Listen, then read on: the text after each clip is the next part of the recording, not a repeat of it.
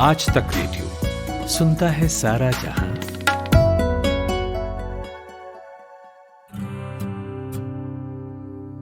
चलिए आपको सुनाता हूं आपकी ही कहानी। शुरू करते हैं नई कहानी का नया सफर।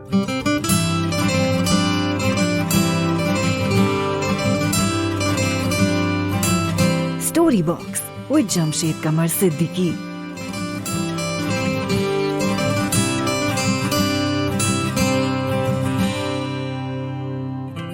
दोस्तों, आज मैं आपको सुना रहा हूं इम्तियाज अली ताज साहब की एक मजेदार कहानी जिसका नाम है चचा छक्कन। चलिए शुरू करते हैं। पिछली गर्मियों की बात है। इतवार का दिन था। हमारे यहाँ चिराग जलते ही खाना खा लिया जाता है। बच्चे सो गए थे। चची ने खाना निपटाकर ईशा की नमाज की नियत बांधी थी। नौकर बावर्ची खाने में बैठे खाना खा रहे थे। चचा छक्कन बनियान पहने, तहमत बांधे, टांग पर टांग रखे चरपाई पर लेटे मजे मजे से हुक्के के कश लगा रहे थे और तभी गली से शोर की आवाज आई। नौकर खाना छोड़कर दरवाजे की तरफ लपके।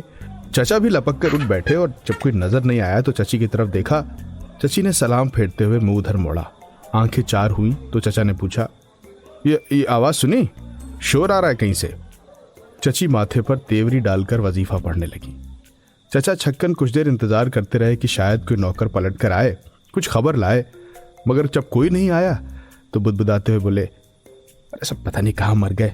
देख रही उन लोगों की हरकतें, कोई बता ही नहीं रहा कि क्या वारदात हो गई, बस सब बाहर झांक रहे हैं। फिर खुद ही उठे और जूता पहनकर बाहर निकलने की तैयारी की। चची ने पीछे से आवाज लगाई, अरे सुनो, चले तो हो लेकिन किसी झगड़े में न पड़ना। चचा बोले, अरे लाहौल पढ़ो, ये बाजारी लोग, मैं इनके झगड़े में क्या पढ़ूंगा, बस देख लूं जरा कि मामला क्या है। आ रहा हूं, बैठो तुम आराम से। ड्योढ़ी में कदम रखा तो देखा घर के सामने भीड़ जमा है। चचा को उम्मीद नहीं थी कि इतनी जल्दी वो मौके पर जा पहुंचेंगे। पता चला कि झगड़ा दो पड़ोसियों के बीच है जो सामने के मकान में रहते हैं। एक ऊपर की मंजिल में, दूसरा नीचे की मंजिल में।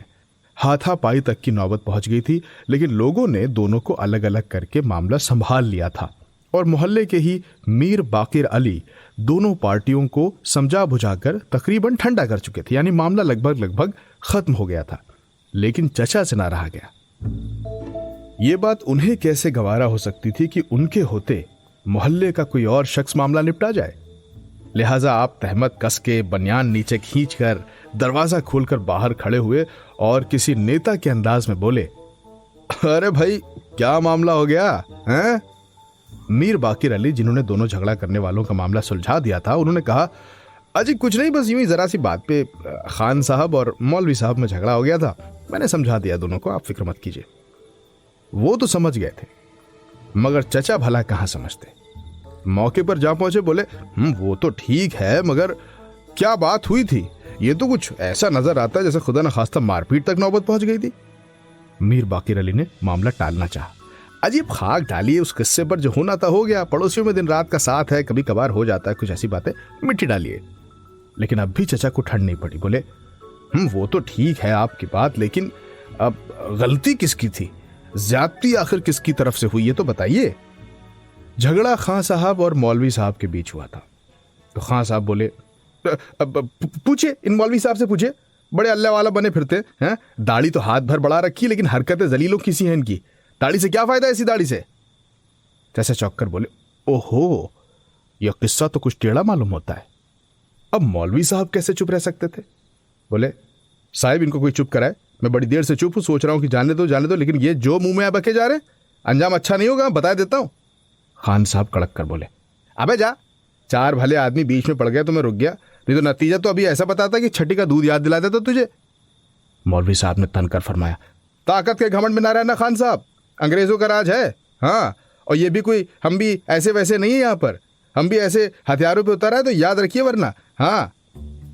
अरे खान साहब बेकाबू हो गए, मुक्का तान कर आगे बढ़ना चाहते थे कि लोगों ने बीच बचाव करके रोक लिया। मौलवी साहब अस्तीने चढ़ाते चढ़ाते रह गए। बाकिर अली साहब ने परेशान होकर चचा छक्कन से कहा, अरे क्या चचा, दोनों की झगड़ा अच्छा खासा सुलझ गया था, आपने फिर आके दोनों को भिड़ा दिया। चचा बोले, अरे लाहौल वला कुव्वत, हमने भिड़ा दिया? अरे हजरत, मैं तो सिर्फ इतना पूछ रहा था कि कसूर किसका है। मीर बाकिर अली ने बात को फिर से टालना चाहा। अजी कहाँ आप बीच सड़क पर किस्सा सुनिएगा, जाने दीजिए, जो हुआ सो हुआ। मैं तो इन दोनों की शराफत की दाद देता हूँ कि जो हमने कहा इन्होंने मान लिया, अब बात आई गई हो गई, अब क्या आप गले मुर्दे उखाड़ने के लिए आ गए। मोहल्ले वालों ने भी मीर बाकिर की हाँ में हाँ हिलाई। तो चचा ने देखा कि मोहल्ले वालों के बीच मीर बाकिर अली छाए चले जा रहे हैं। आग ही लग गई उनके तो तन में, लेकिन संभल कर बोले, साहब देखिए, आपको इस मोहल्ले में आए अभी अरसा ही कितना हुआ है, हमारी तो नाल इसी मोहल्ले में गड़ी हुई है, और बीच रास्ते का क्या मतलब है? अरे ये झगड़ा आज हम तक ना पहुंचता तो कल पहुंच जाता, सो अभी समझने में क्या दिक्कत है? अरे सामने ही हमारा गरीब खाना है, आइए अंदर चलते हैं, बैठते हैं, 2 मिनट में किस्सा भी तय हुआ जाता है। मुझे तो ये बिल्कुल हरगिज गंवारा नहीं है कि भाई मोहल्ले में पड़ोसियों में रोजाना जो है सरे बाजार जूते बाजार हुआ करे। चलिए अंदर अभी आइए, अभी मामला से तय किए देता हूं, आइए। और ये कहकर चचा ने सर झटक कर दाद चाहने वाली निगाह से पूरे मजमे को देखा। बोले, क्यों साहिब हो? अरे बोलिए, कुछ बात सही है कि नहीं? मैं भला ये कोई शरीफों वाली बात है कोई? मजमे में भुनभुनाहट सी सुनाई दी। मीर साहब खामोश होकर रह गए। चचा बोले, तो आप दोनों साहब अंदर तशरीफ ले आइए, और मीर साहब अगर आप चाहें तो आप भी आ जाइए। और फिर बाकी लोगों से मुखातिब होकर फरमाया, अरे आप लोग जाइए भाई, यहाँ कोई नचनिए तो नाचेंगे नहीं जो आप लोग को बुलाऊं, जाइए यहाँ से, काम धंधा कीजिए, हटिए। ए तुम क्यों खुजला रहे हो? चलो जाओ, तुम भी जाओ, आपस के झगड़े तय कराना बहुत दिमाग का काम होता है, तुम लोग जाओ अपने घर। लीजिए साहब, चचा बन गए चीफ जस्टिस। खां साहब और मौलवी साहब की झगड़ा सुलझ रहा था। मीर बाकिर अली साहब, जिन्होंने उन दोनों को पहले शान करा दिया था, वो भी बेचारे आ गए घर में उनके साथ। घर पहुंचकर पहले मर्दाना से ही नौकर बुंदू लैंप लाए, और दूसरा नौकर मोदा बर्फ का पानी बना रहा है, और तीसरा नौकर इमामी हुक्का ताज़ा करके पहुंचा रहा है, और लैंप ला चुकने के बाद खासदान लेकर आ रहा है, और मोदा पानी ला चुकने के बाद उगालदान ला कर रखे, और इमामी हुक्के से फरागत पाकर पंखा झलने लगे। सबको दीवान खाने में बैठाया। खुद से ये कहकर अंदर गए कि मैं अभी हाजिर हुआ। अंदर जाकर बनियान पर चिकन का कुर्ता पहना। पहन ही रहे थे कि चाची ने जल्दी जल्दी रकात खत्म करके सलाम फेर के पूछा, अरे क्या बात है, सब खैरियत तो है? बोले, अब क्या बताएं, बड़ी अजीब हालत है इन लोगों की, न दिन को चैन लेने देते न रात को। इन सामने वाले खान साहब और मौलवी साहब का झगड़ा हो गया, अब मुसीबत में मेरी जान पड़ गई, कह रहे हैं कि फैसला आप कराइए। अब बात टाली भी नहीं जा सकती, भाई मोहल्ले का मामला है, अब खैर देखना तो पड़ेगा ही। तुम ऐसा करो कि नमाज पढ़कर कुछ पान लगा के बाहर भेज देना। फिर कुर्ते के बटन लगाते हुए बाहर निकले, दीवान खाने में पहुंचकर आराम कुर्सी पर बैठ गए और टांगे समेटकर ऊपर रख ली। बोले, जी भाई तो मैं हाजिर हूं, अब फरमाइए क्या बात हुई, सारा मामला बयान कीजिए, लेकिन शॉर्ट में बताइएगा। हाँ, मेरे पास बहुत वक्त नहीं है। हाँ बताइए। मौलवी साहब और खान साहब दोनों की तेवरी चढ़ी हुई थी। मुंह फुलाए लाल लाल आंखों से एक इस तरफ देख रहा था और एक उस तरफ। चचा का तकाजा सुनकर दोनों के दोनों कुछ कसमसाए, मगर चुप के बैठे रहे। फिर बीच में पड़ने वाले मीर साहब ने बोलना शुरू किया, हजरत बात तो असल में बड़ी मामूली थी। असल में मैं मामूली थी कि नहीं थी वो आप छोड़ दीजिए। चचा ने उनकी बात काटी, आप बस मतलब की बात बताइए। मीर साहब को थोड़ा गुस्सा आ गया, लेकिन खैर पी गए। बोले, अरे भाई बात वाकई में बहुत मामूली थी, लेकिन खान साहब से ये जब्त ना हो सका कि बात मामूली है। बोले, कोई आपकी बहू बेटियों को यूं देखता तो उसे आपसे मामूली बात ना कहते। चचा कुर्सी पर उकड़ू बैठ गए। अरे फिर वही बात, अरे खान साहब आप बताइए क्या हुआ था। मीर बाकिर अली को बड़ी बेइज्जती से लगी, लेकिन वो खामोश हो गए। अब खान साहब की हौसला अफजाई हुई तो बोले, अब आपसे इंसाफ पसंद आदमी पूछेगा तो मैं बताऊंगा ही, अब आपसे क्या पड़ता है। चचा फूल गए एकदम। खान साहब ने कहा, आपको मालूम है कि इनके इस सामने के मकान की निचली मंजिल में हम रहते हैं और ऊपर की जो मंजिल है उसमें खिड़की है जिसमें हमारे मकान के आंगन में नजर पड़ती है। चचा ने बात काटी, जी हाँ वो मेरी देखी हुई है, बल्कि मेरे सामने बनी। और उसे खिड़की की क्या बात, पूरा मकान हमारे सामने बना। बल्कि मालिक मकान फजलुर रहमान खान मेरे बड़े अजीज थे, हैदराबाद जाने से पहले हर रोज शाम को मिलने आते थे। और सच पूछिए तो उन्हें यह मशवरा भी मैंने ही दिया था कि खाली ज़मीन पड़ी है, सस्ती बिक रही है, तो कुछ ऐसा करना चाहिए कि किराए का एक जरिया निकल आए, तो उन्होंने ये मकान बनाया। मीर बाकिर अली ने गुस्से में चचा को देखा कि मुझे तो टोक दिया था कि भाई मुद्दे की बात कहिए और खुद इधर उधर की बातें कर रहे हैं। उन्होंने चचा को घूर कर देखा तो चचा बोले, हाँ आप बताइए। खान साहब भूल गए थे कि बात कहाँ तक पहुंची थी। मौलवी साहब ने याद दिलाया, खिड़की। तो बोले, हाँ खिड़की। तो मौलवी साहब की खिड़की से हमारे आंगन में नजर पड़ती है और हम उस मकान में पहले से रहते हैं। मौलवी साहब बाद में आए और आते ही हमने उनसे कह दिया था कि वो इस खिड़की में ताला डलवा दें, वरना औरतों का सामना हुआ करेगा और मुफ्त में कोई ना कोई ऐसा किस्सा खड़ा हो जाया करेगा। चाचा ने दाद, भाई वाह, बहुत मुनासिब कार्रवाई की आपने। भाई कानूनी नुक्ते नज़र से गोया आपने एक ऐसी पेशबंदी कर ली कि बाद में अगर किसी किस्म की भी कोई शिकायत पैदा हो तो आपको गिरफ्त का जायज़ मौका मिले। बहुत ठीक। हाँ तो फिर आगे? खान साहब बोले, तो भाई मैंने सोचा कि ये नए आदमी हैं, क्यों ना पहले से इनको खबरदार कर दूं। तो साहब इन्होंने मुझे यकीन भी दिलाया कि खिड़की में ताला डाल दिया गया है और मैं भी बेफिक्र हो गया कि चलिए भाई खिड़की में ताला है। लेकिन आज जनाब, आज सुबह को क्या हुआ कि ये लीजिए ठंडा पानी पीजिए। चाचा ने उनकी बात काटी, आप भी लीजिए मौलवी साहब, पानी दे बे मीर साहब को। जी तो आज सुबह क्या हुआ? अबे रख देना, मैं इस पर खासदान सर पर क्यों सवार हो गया है? और वो अमामी कहाँ मर गया है? अभी तक हुक्का नहीं भरा गया उससे। जी साहब आप कहते चाहिए, मैं सुन रहा हूँ। अबे वो उगलदान कहाँ है? कह भी दिया था फिर भी याद नहीं। बड़े नालायक हो तुम लोग। अरे आप बोल क्यों नहीं रहे खास साहब? बोलिए ना, सुबह क्या हुआ? वो आज सुबह जैसे ही मैं दुकान के लिए निकला, इनकी ऊपर की मंजिल में एक बच्चे ने खिड़की खोल दी। अब औरतें आंगन में बैठी थी, उन्होंने खिड़की बंद करने को कहा तो ये हजरत खुद खिड़की में आ गए और औरतों को देखने लगे। अब आप ही फरमाइए कि ये शरीफों और मौलवियों की सी बातें हैं या लुच्चों और शोधों सी हरकतें हैं? चाचा ने आंखें खोल ली, गर्दन झुका ली और फिर एक बुजुर्ग की तरह मौलवी साहब की तरफ देखकर बोले, भाई मौलवी साहब ये तो आपने नामुनासिब और छिछोरी हरकत की है, बहुत गलत बात है। मौलवी साहब भड़क उठे, सुभान अल्लाह, आप भी गजब आदमी हैं। किसी ने जो कहा आपने मान लिया, वाह सब वाह। चाचा को यह अंदाज नागवार गुजरा तो बोले, तो क्या आपको क्या लगता है कि मैं गलत हूं? मैं खान साहब की हिमायत कर रहा हूं? मौलवी साहब बोले, नाजायज हिमायत तो है ही, आप पहले मेरी बात भी तो सुनिए कि मैं क्या कहता हूं। चाचा चिढ़ गए, बोले, तो बोलिए ना, क्या बोलना चाहते हैं आप?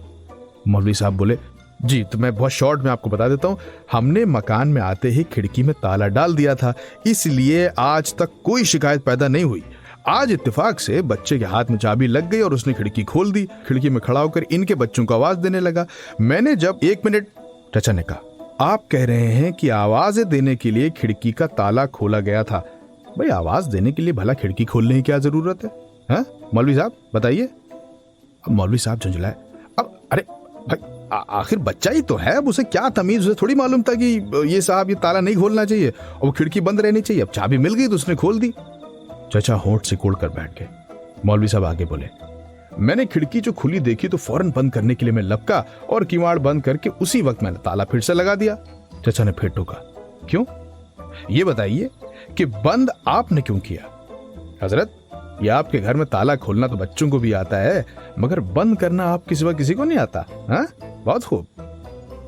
बात कहीं की कहीं चली जा रही थी, इस बात का क्या लेना देना था, मगर चाचा को लगा कि उन्होंने कोई बहुत बारीक बात पकड़ ली है जिससे लोग कहेंगे कि वाह भाई वाह, क्या महीन बात पकड़ी आपने। इसलिए दोबारा बोले उस पर गौर करते हुए, बोलिए बोलिए भाई, जब बच्चा दरवाजा खोल सकता है तो बंद क्यों नहीं कर सकता? अब मौलवी साहब कुछ बोल नहीं पाए, उन्हें समझ में नहीं आया कि इसका क्या जवाब दें। मीर बाकिर अली साहब बीच में बोले, अब हजरत ये तो एक इस्तरारी हरकत थी, यानी इससे पता चलता है कि मौलवी साहब को अंदाजा था कि खिड़की बंद रहनी चाहिए, तभी तो वो जैसे ही खिड़की खुली वो फौरन बंद करने के लिए भागे। मौलवी साहब को लगा कि मीर बाकिर अली ने उनकी मदद कर दी है तो वो जोश में आ गए। हाँ हाँ और क्या, अरे कसम खुदा की मुझे तो अंदाजा भी नहीं था कि कोई औरत इनके आंगन में होगी, बल्कि मैंने तो बाद में नीचे कहला भी भेजा था कि भाई मुझे बड़ा अफसोस है कि बच्चे ने खिड़की खोल दी थी। मीर बाकिर अली साहब ने मौलवी साहब के बारे में कहा कि मौलवी साहब जब से यहाँ आए हैं मैं इनको जानता हूँ, मेरे बच्चों को पढ़ाते हैं, रोज़ का आना जाना है, और ये इस किस्म के आदमी नहीं है। इसलिए मैंने खान साहब से ये भी कहा था कि आपको गलतफहमी हो गई होगी, वरना मौलवी साहब बहुत शरीफ आदमी है। लेकिन चचा भला किसी दूसरे की राय को क्यों मानते? बोले, भाई अब कोई दिल का कैसा है ये तो खुदा ही जानता है, लेकिन फिक्र मत कीजिए, मामला मुझ तक आ गया है, अभी का अभी यहीं खुला जाता है। हाँ भाई, तो जनाब इतवार के रोज़ आप घर पे रहते हैं, तो सवाल ये है कि अगर खिड़की खुलनी थी तो इतवार के रोज़ ही क्यों खुली जब आप घर पे मौजूद थे? किसी और दिन क्यों नहीं खुली? हाँ बोलिए बोलिए। ये कहकर चचा ने नथुने फुलाकर सबको ऐसे देखा जैसे कोई बहुत अहम नुक्ता निकाल कर मौलवी साहब को लाजवाब कर दिया है। मौलवी साहब पहले ही से परेशान थे, बोले, अरे हजरत खिड़की की चाबी जो है वो गुच्छे में, गुच्छा मेरे पास रहता है, तो जब मैं घर पे रहूंगा तभी तो गुच्छा घर पे होगा और उसी वक्त तो खिड़की खुलने का इम्कान होगा। कमाल है। चचा को इस जवाब की उम्मीद नहीं थी, ऐसा लगा कि हार गए। सर पीछे को डालकर कुर्सी पर लेट गया, बोले, अब ये तो बस भाई बहस करने वाली बात है, वरना हकीकत ये है कि इस बात का जवाब आपके पास है नहीं। मौलवी साहब चिढ़ गए, पर खुद को संभालते हुए बोले, अब साहिब जो असल मामला था वो मैंने बता दिया है। अब आप अपने इल्म और काबिलियत से जो नुक्ता चाहें निकाल सकते हैं, और मुझ जैसे जाहिल के क्या बिसात की आपसे बहस करें। चचा खुश हो गए सुनकर। मौलवी साहब के खिलाफ जो जज्बा अंदर ही अंदर काम कर रहा था वो अचानक ठंडा पड़ गया। मुस्कुराकर बोले, मालूम होता है आपको भी फिलॉसफी में दिलचस्पी है। ले आया हुक्का, ला इधर रख दे। अच्छा इधर ही रख दे।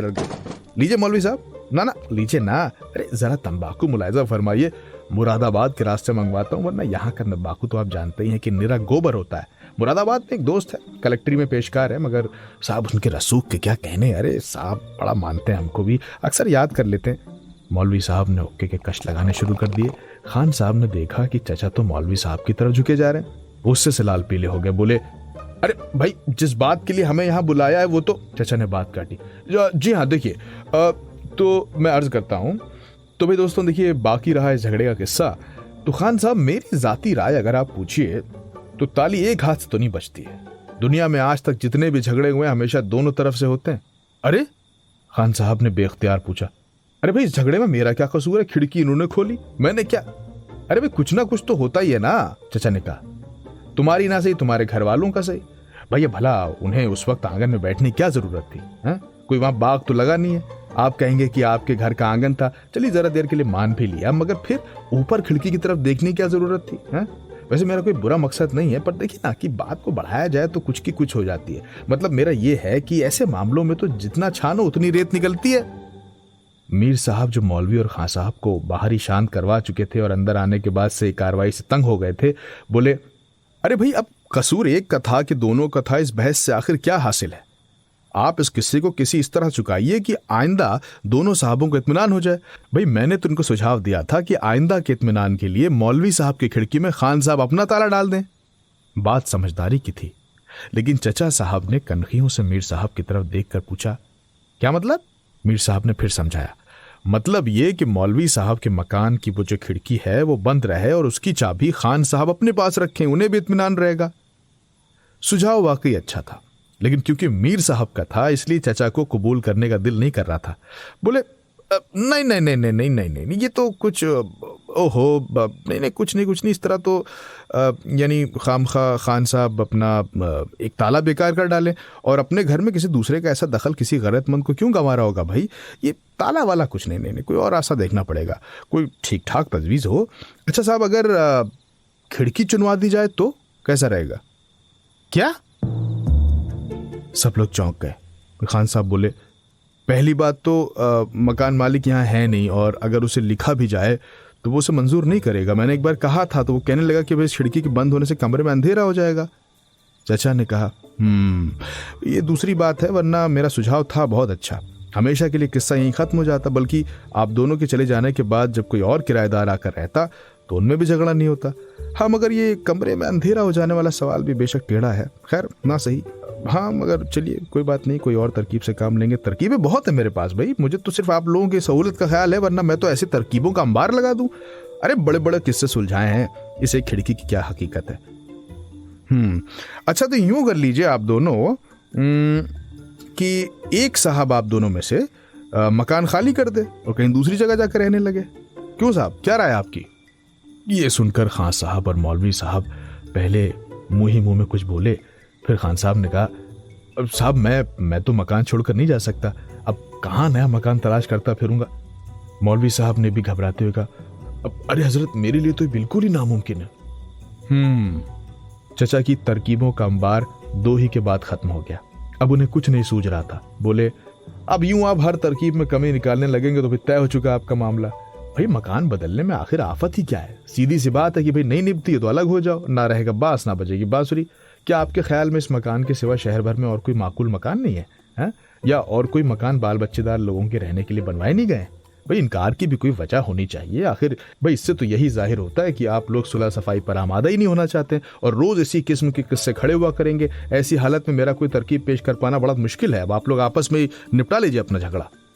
मीर साहब बेचारे परेशानी के आलम में ये बातें सुन रहे थे और कुर्सी पर बार बार पहलू बदलते थे। आखिर उनसे रहा ना गया, हिम्मत करके बोले, भाई मैंने तो अर्ज किया था कि दोनों के लिए एक बेहतरीन तरकीब है, वही की खिड़की में, ये इनकी खिड़की में, वो अपना चाबी। अरे क्या ताला चाबी आप वही ताले चाबी में चिपट गए भाई, चाचा चिल्लाए। वाहियात सी बात है, और क्या कोई दूसरी चाबी नहीं बनवाई जा सकती है क्या? मीर साहब ने भी जलकर जवाब दिया, तो फिर ऐसे तो दीवार की ईंट भी निकाल के झांका जा सकता है। बात चाचा के समझ में नहीं आई। बोले अरे भाई तभी तो कह रहा हूं कि एक साहब घर बदल लें, अब ना माने तो इसका क्या इलाज किया जाए? अच्छी बात है, फिर वो उनकी औरतों को देखा करे, ये इनकी औरतों को ताका करें, यही करेंगे। खान साहब ताव खा गए, बिगड़ कर बोले, देखिए साहब मुंह संभाल के बात कीजिए, औरतों का नाम यूं ही नहीं लिया जाता है, ये इज्जत का मामला है, हम गरीब सही है मगर नकटे नहीं है।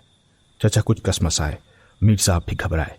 मौलवी साहब उठ खड़े हुए बोले, तो मैं अब इजाजत चाहता हूँ, घर पर बाल बच्चे परेशान हो रहे होंगे, जब कोई बात तय हो चुके तो मुझे इत्तला कर दीजिएगा। खान साहब ने उठकर उनका हाथ पकड़ लिया। तुम्हारे बाल बच्चे तो हमारे बाल बच्चे नहीं है, हैं? पहले फैसला हो जाए उसके बाद ही जाने दूंगा। मौलवी साहब ने हाथ छुड़ाना चाहा मगर खान साहब की गिरफ्त मजबूत थी। बोले तो अपना ताला लाओ और खिड़की में डाल दो लाके।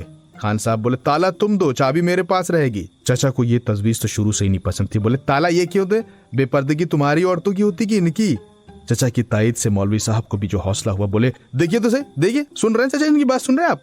खान साहब को आग लग गई, बढ़कर मौलवी साहब की गर्दन में हाथ डाला। मौलवी साहब के गले में से एक अजीब किस्म की आवाज निकली जैसे ज़बा करते हुए बकरे की निकलती है। मीर साहब हाय हाय करते हुए लपक कर उठे। चाचा बोले देखिए ये हाथापाई ठीक नहीं भाई। अरे रुकिए, अरे बाल छोड़िए, अरे बगल फट गई कुर्ते की, अरे बाल छोड़िए। खान साहब ने मीर साहब को ढकेला तो वो लड़खड़ाते हुए दीवार से जा लगे। चाचा ने हाथ पकड़ना चाहा तो एक झन्नाटे का थप्पड़ उन्हें भी रसीद हो गया। अब मीर साहब तो चुपके खड़े रह गए। चाचा 2 कदम पीछे हटकर बोले, लेकिन खान साहब कब किसी की सुनते। मौलवी साहब को गर्दन से पकड़कर ढकेलते हुए बाहर निकल गए। मीर साहब आवाजें सुनते ही बाहर को लप गए। चाचा चुपचाप वहीं खड़े थे, अपने गालों को सहलाते हुए। अब खड़े ही थे कि पर्दा उठा, चची अंदर आई, गुस्से के मारे चेहरा तमतमा रहा था। बोली, मैं ना कहती थी कि पराये किस्से में दखल ना देना, मगर मेरी बात इस कान से सुनकर उस कान से उड़ा देते हो। अब आया झगड़ा चुकाने का मजा? 2 कौड़ी का आदमी बेआबरू कर गया तुमको। चाचा इसके लिए तैयार नहीं थे, बेकाबू हो गए। कसमसाते हुए बोले, देखो इस वक्त मेरे मुंह न लगो वरना खुदा जाने मैं क्या कर बैठूंगा। चची जलकर बोली, अब और क्या करोगे? घर की इज्जत खाक में मिला दी, मोहल्ले में किसी को मुंह दिखाने के काबिल नहीं छोड़ा, अभी कुछ और करने का अरमान बाकी है क्या? चाचा से और कोई जवाब नहीं निकला, बस इतना कहा, अरे इज्जत थी तो हमारी थी ना, तुम्हारी तो नहीं थी, तुमको क्या दिक्कत है? चची बोली, तौबा तौबा, ये उम्र होने को आई बच्चों के बाप बन गए और इनको बेइज्जत होते हुए शर्म नहीं आती। इसके जवाब में चचा ने घर और बच्चों के मुतालिक एक किस्म के नामुबारक अल्फाज दहने मुबारक से निकाले जिन्हें बयान करने से मैं कासिर हूं। गरज ये कि मोहल्ले के झगड़े की आवाज घर में आ रही थी और घर के झगड़े की आवाज मोहल्ले में गूंज रही थी।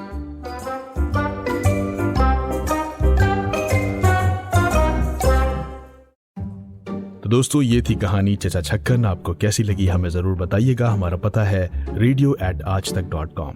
और हाँ, एक और जरूरी बात यह है कि अगर आप हमारा ये पॉडकास्ट स्पॉटिफाई पर या एप्पल पॉडकास्ट पर या किसी भी और प्लेटफॉर्म पे सुन रहे हैं तो प्लीज हमें रेटिंग्स दीजिए और हो सके तो उस पर कोई रिव्यू भी लिखिए। इससे होगा ये कि ये कहानी और लोगों तक जाएगी। इस कहानी का साउंड डिजाइन किया है कपिल देव सिंह ने। अगले इतवार लौटूंगा किसी नई कहानी के साथ। मेरा नाम है जमशेद कमर सिद्दीकी। दुआओं में याद रखिएगा।